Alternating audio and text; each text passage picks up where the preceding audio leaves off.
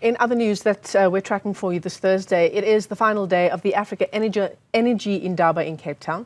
Over the last 2 days, industry leaders have unpacked how to move the just transition strategy into action. So let's talk more action. Our business reporter, Ntokozo Khumalo, spoke to the CEO of the Southern African Nuclear Corporation. Let's take a look at what he had to say. The case of nuclear as an alternative energy source once again was a hot talking point at this year's Africa Energy Indaba, with the country still grappling with load shedding. And to give us some insights, I am now joined by the Group CEO of the South African Nuclear Energy Corporation, and that's Loyiso Tyabashe. Thank you so much for talking to us. Now, of course, South Africa being the only country on the continent with nuclear plants, and the conversation has been around it as an energy source. But talk us through what Necsa does with nuclear. Necsa is a nuclear company which is actually given a mandate to do nuclear research and also focus on other nuclear-related activities such as beneficiation of nuclear materials. As it pertains to nuclear power, you are quite correct. The only two commercially operating nuclear power plants are here in South Africa, operated by Eskom at the Koeberg nuclear plant, just about 35 kilometers from here, Cape Town. However, we are seeing that there is more interest in the nuclear space, wherein countries like Egypt are currently building 4 nuclear units, and we hope those will be coming online in the next couple of years.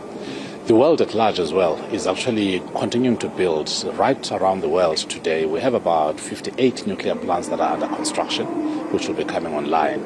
That will add to the already existing fleet of about 420 nuclear power units around the world. The leading country being the USA, with close to about 100. France is the following one, China and India are following. So it is indeed a very growing technology in terms of providing reliable and safe electricity. But now, Loyiso, mentioning the US, Minister Mantashe highlighted that South Africa, has those rich deposits of uranium, and we should be allowed to exploit them fully. What is then the issues with South Africa really using that fully to develop our power? I actually don't believe that there is any contention. South Africa is a signatory to the International Atomic Energy Agency, whose sole mandate is to make sure that nuclear is used for peaceful purposes around the world. As signatories and co-founders of the International Atomic Energy Agency, South Africa has decided and has mandated itself through acts and legislations that will do the beneficiation of nuclear material for peaceful purposes. I can state that at some point Necsa used to make nuclear fuel for the Koeberg power station, used to make nuclear fuel for the reactor in Indaba that we operate as Necsa.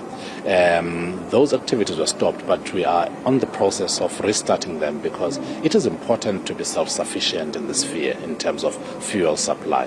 But as you look at it, if you break it into 3 phases, the first phase is to make sure that you beneficiate the material before you can put it in the reactor.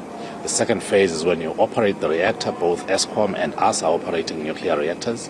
And then the latter part is where you dispose of the nuclear material, the nuclear waste. And Loyiso, just the potential outside of energy that nuclear has on the medical side. Give us some insights there.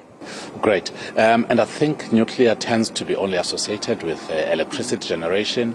But what we do at Necsa, we are producing isotopes, selling them quite profitably into the global market.